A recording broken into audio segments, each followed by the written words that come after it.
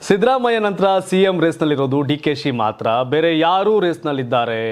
ಆದರೆ ಅದು ಕಾಲಕ್ಕೆ ತಕ್ಕಂತೆ ತೀರ್ಮಾನ ಆಗುತ್ತೆ. ಸದ್ಯಕ್ಕೆ ಸಿದ್ದರಾಮಯ್ಯನವರು ಬೇಡ ಅಂದಾಗ ಆ ಸ್ಥಾನದ ರೇಸ್ನಲ್ಲಿರೋದು ಡಿಕೆಶಿ.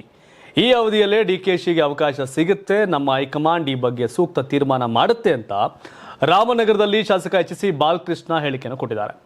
ಸಂಪುಟ ಪುನರ್ರಚನೆ ಬಗ್ಗೆ ಮಾತನಾಡಿದ ಬಾಲಕೃಷ್ಣ ಅವರು, ಈ ಬಗ್ಗೆ ನಾವು ಮನವಿ ಮಾಡಿದ್ದೀವಿ.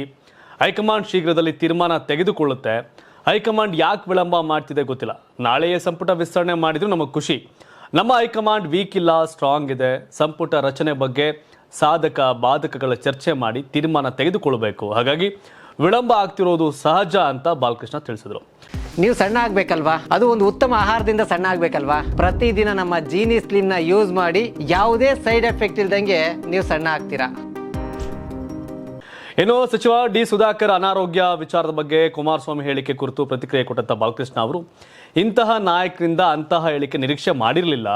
ಇದೊಂದು ಬಾಲಿಶವಾದ ಹೇಳಿಕೆ. ಯಾವ ಆಧಾರದಲ್ಲಿ ಇದನ್ನು ಹೇಳಿದ್ದಾರೆ ಅಂತ ಗೊತ್ತಿಲ್ಲ. ಯಾರು ಹೆಬ್ಬೆಟ್ಟು ಹಾಕಿಸಿಕೊಳ್ಳಲು ಹೋಗಿದ್ದಾರೆ? ಡಿಕೆಶಿಗೂ ಸುಧಾಕರ್ಗೂ ಹಳೆಯ ವಿಶ್ವಾಸ. ಅಂದಿನಿಂದ ಇಂದಿನವರೆಗೂ ಅವರ ಕುಟುಂಬದ ಜೊತೆ ಡಿಕೆಶಿ ನಿಂತಿದ್ದಾರೆ. ಅವರ ಆರೋಗ್ಯದ ಕಡೆ ಮೊದಲು ಗಮನ ಹರಿಸೋಣ. ಅದನ್ನು ಬಿಟ್ಟು ಇಂತಹ ಹೇಳಿಕೆಗಳನ್ನು ಕೊಟ್ಟು ಕುಮಾರಸ್ವಾಮಿ ಸಣ್ಣವರಾಗೋದು ಬೇಡ ಅಂತ ಎಚ್.ಡಿ.ಕೆಗೆ ಮಾಗಡಿ ಬಾಲಕೃಷ್ಣ ಟಾಂಗನ್ನು ಕೊಟ್ಟಿದ್ದಾರೆ.